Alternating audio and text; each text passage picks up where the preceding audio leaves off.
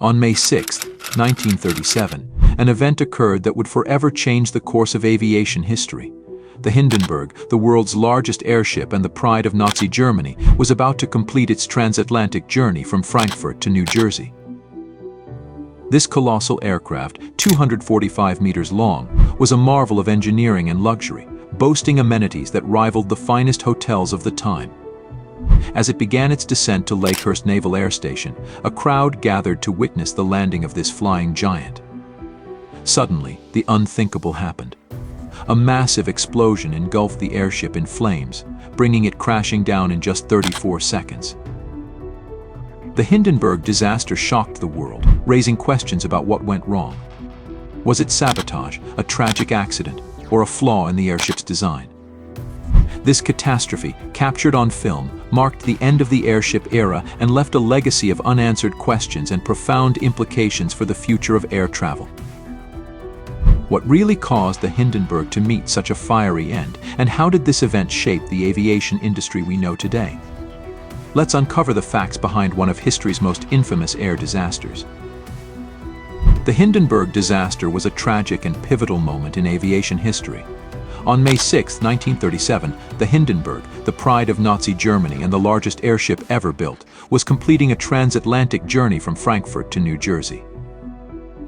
This airship was an engineering marvel, stretching 245 meters in length and offering unprecedented luxury to its passengers.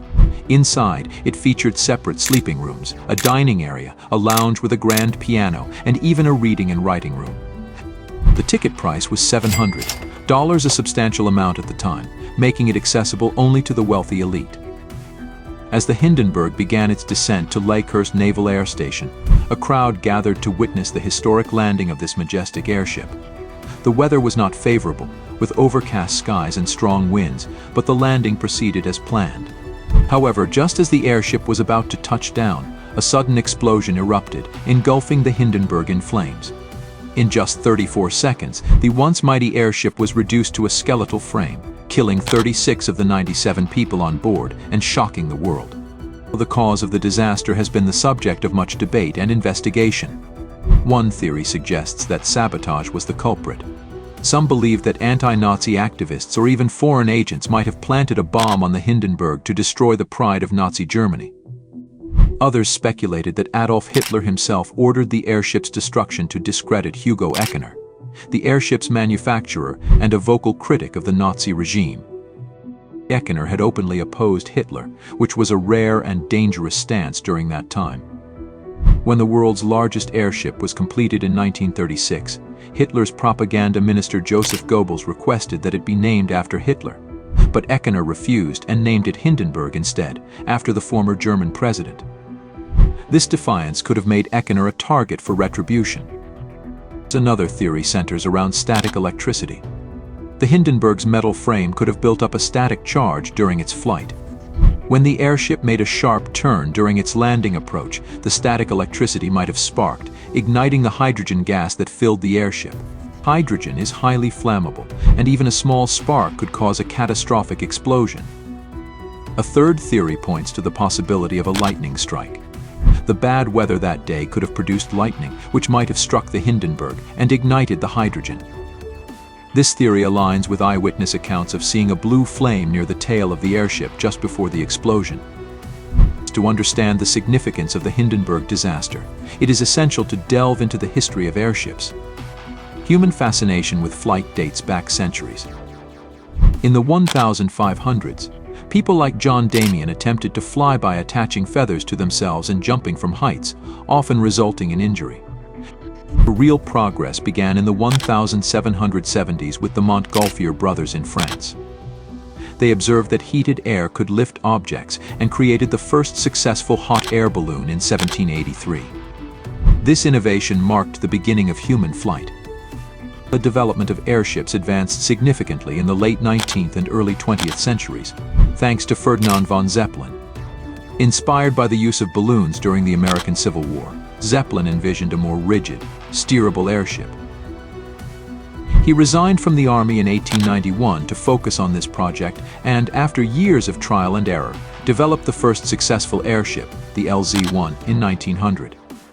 Despite numerous setbacks, Zeppelin's persistence paid off, and his airships, known as Zeppelins, became a symbol of technological advancement. Airships were primarily used for military purposes during World War I. However, after the war, the Treaty of Versailles restricted Germany from using military aircraft. Hugo Eckener, who took over Zeppelin's company after Zeppelin's death in 1917, saw the potential for commercial airship travel. In 1924, he piloted the LZ-126 on an 8,000 km journey to America, earning public acclaim. This shift from military to commercial use marked a new era for airships. The Hindenburg was the pinnacle of this development. It was designed to showcase the capabilities of airships and serve as a symbol of German engineering prowess. However, the rise of the Nazi Party in 1933 and Eckener's opposition to Hitler added political tensions to the airship's legacy. Despite these challenges, the Hindenburg made several successful flights before its fateful final journey. The Hindenburg disaster had far-reaching consequences. It highlighted the dangers of hydrogen as a lifting gas. Hydrogen is highly flammable, and its use in airships posed significant risks. Although helium was a safer alternative, it was primarily controlled by the United States, limiting its availability for German airships. The disaster also underscored the need for stricter safety standards in aviation. In the aftermath of the disaster, the public's confidence in airships plummeted. The Hindenburg's fiery end marked the decline of the airship era. At the same time, advancements in airplane technology were rapidly improving. Airplanes offered faster, more reliable, and cost-effective travel compared to airships. By the 1940s, airplanes had largely replaced airships for passenger travel. Despite the decline, the story of airships did not end there. In recent years, there has been renewed interest in airship technology. Modern advancements focus on safety and environmental sustainability. For example, Hybrid Air Vehicles, a UK-based company, developed the Airlander 10, the world's largest aircraft. Unlike the hydrogen-filled airships of the past, the Airlander 10 uses helium, which is much safer. These modern airships offer several advantages, including reduced carbon emissions and quieter flights. They can provide unique travel experiences, flying at low altitudes with large windows offering stunning views. The Hindenburg disaster remains a poignant reminder of both the potential and perils of human innovation. It serves as a historical lesson on the importance of safety and the need for continual improvement in technology.